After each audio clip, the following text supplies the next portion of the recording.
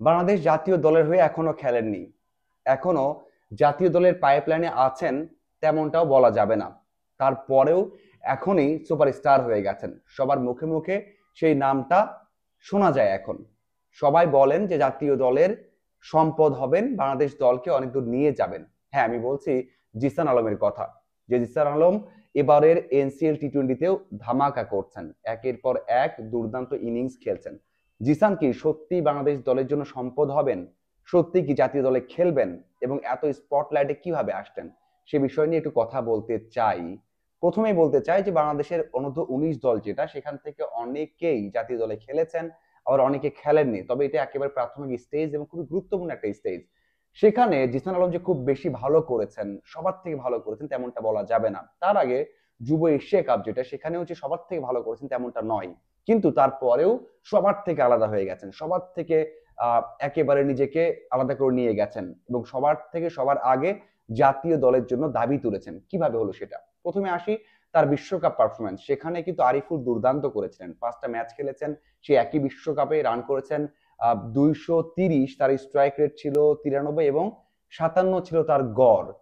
একই জায়গাতে জিসান খেলেছেন 3টা ম্যাচ, রান করেছেন 88, তার স্ট্রাইক রেট ছিল 122। 3 ম্যাচে 122 স্ট্রাইক রেট, 88 রান, মাথায় রাখবেন। এরপর এশিয়া কাপ যেটা, এশিয়া কাপে বাংলাদেশের হয়ে সর্বোচ্চ রান করেছিলেন শিবলি, তার গড় ছিল 57, 100-র উপর 126 এবং রান করেছিলেন 350-র বেশি, স্ট্রাইক রেট ছিল 94। যদি এমনটাই হয় তাহলে তার থেকে ভালো তো অবশ্যই জিসান করেছেন, সেই আশা অনেকেই করেছেন বা ভেবেছেন, কিন্তু জিসান কিন্তু তার থেকে ভালো করতে পারেননি। জিসান করেছিলেন মাত্র 16 গড়ে রান এবং তার স্ট্রাইক রেট ছিল 84।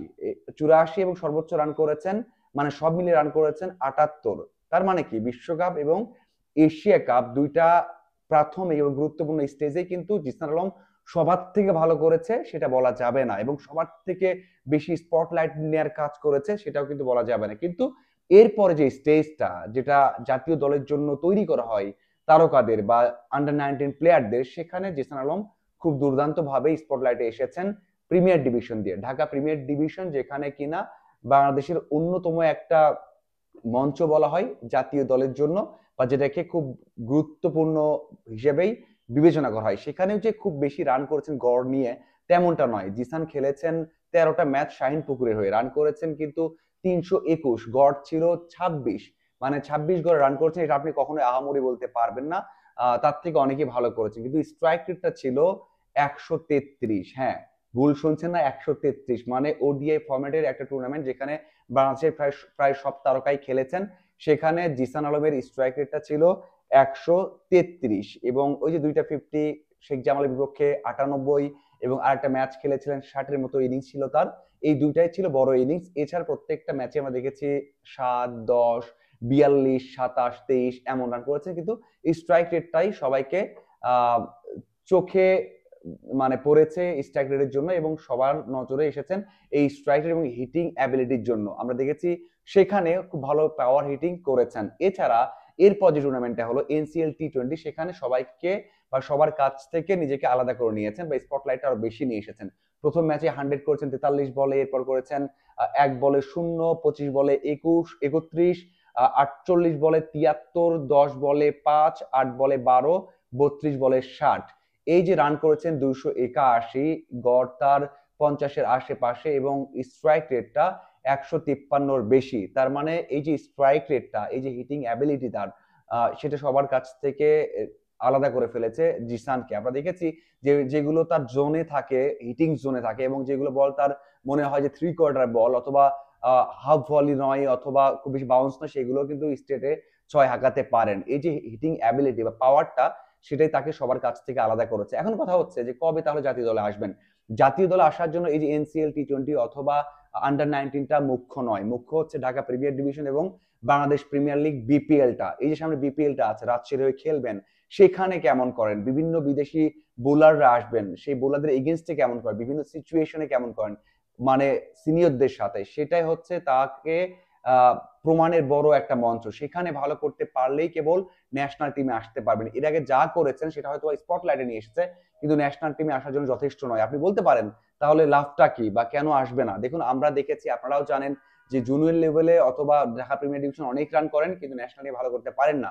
আর জিসানের তো একেবারে প্রাথমিক স্টেজ, মাত্র একবার ঢাকা প্রিমিয়ার ডিভিশন খেলেছেন, এমনটা নয় যে তার 4-5 বার খেলেছেন, 4-5 বার এই একই স্ট্রাইকে ব্যাট করেছেন, যেটা অন্যরা করেন। সেই দিক থেকে তাকে অবশ্যই আরো প্রমাণ করতে হবে।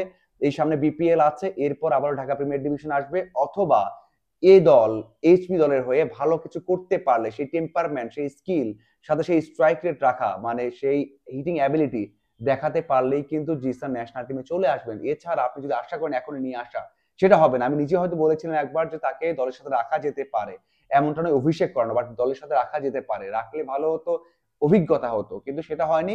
আমি এখনো বলবো যে প্রক্রিয়াটা আছে এটা খুবই খুবই খুবই ইম্পর্টেন্ট। এই যে এ দল, এইচপি অথবা বাংলাদেশ প্রিমিয়ার লিগ অথবা ডিপিএল, এই প্রক্রিয়াতে ভালো করে তারপরে ন্যাশনাল টিমে আসতে হবে, এছাড়া আর কোনো অপশন নাই। দেখুন আরিফুল, শিবলি, আবরার, তারপরে হচ্ছে ফজলে রাব্বি বা রাব্বি, আন্ডার 19-এ তারাও কিন্তু ভালো করছে, কিন্তু তাদেরকে কিন্তু সেই প্রক্রিয়া মেনেই আসতে হবে। আপনি চাইলে এখনই কিন্তু ন্যাশনাল টিমে নিয়ে আসতে পারেন না। এখন দেখা যাক সেই প্রক্রিয়াতে তারা সফল হয় কিনা, তারপরে ন্যাশনাল টিমে আসবেন। তারপরে হয়তো আমরা বিবেচনা করতে পারবো যে এই তারকাগুলো ন্যাশনাল টিমের ভবিষ্যৎ হচ্ছেন কিনা, বাংলাদেশ দলের সম্পদ হচ্ছে কিনা। অবশ্যই আপনারা আপনাদের মতামত জানাবেন এবং আমি আবারও আপডেট এবং বিশ্লেষণ নিয়ে হাজির হয়ে যাব। ধন্যবাদ সবাইকে সাথে থাকার জন্য।